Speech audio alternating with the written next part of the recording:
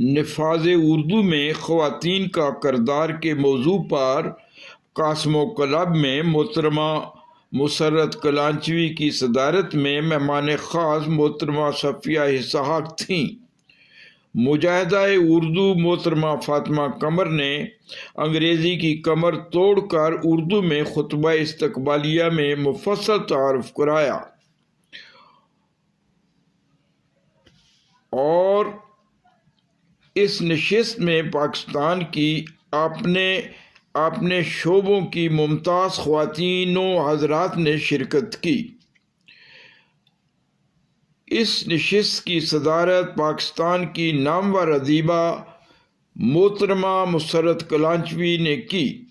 تقریب میں شرکت کرنے والی شخصیات میں محترمہ صفیہ اسحاق، ڈاکٹر نوشین خالد، ڈاکٹر پونم گوندل، صبا ممتاز بانو، ناہید نیازی، صوبیہ نیازی، ڈاکٹر سمینہ دیبا، رضیہ اختر، ڈاکٹر پونم گوندل، پاکستان قومی زبان تحریک کے نائب صدر پروفیسر سلیم ہاشمی، بیگم و نعیم بٹ، رانا شاہد، محترمہ ام کلثوم، حافظ و بیگم کاشف الیاس، جاگو تحریک کے secretary general Aurangzeb Rana, professor Mazhar Alam, Moazzam Ahmed, محمد فیض، وردہ نایاب، وحدت مسلم کی سیکرٹری جنرل لاہور حنا تقوی، حمیرہ شاہ، ڈاکٹر مزیہ بٹ،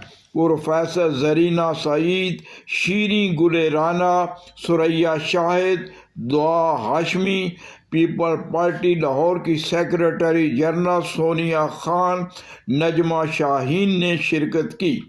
تقریب کی نقابت کے فرائض پاکستان قومی زبان تحریک کی رہنما فاطمہ قمر نے سر انجام دیے۔ نشست کا آغاز تلاوت قرآن پاک اور نعت رسول مقبول صلی اللہ علیہ وسلم سے ہوا۔ تلاوت قرآن کریم کی شہادت دعا ہاشمی اور نعت محترمہ رباب صاحبہ نے پڑھی۔ اس نشست کی غرض و غایت بیان کرتے ہوئے فاطمہ قمر نے بڑی تفصیلاً گفتگو کی۔ فرحان یوسف کیمرہ مین کے ساتھ منشا قاضی، حسب منشا، یوٹیوب لاہور۔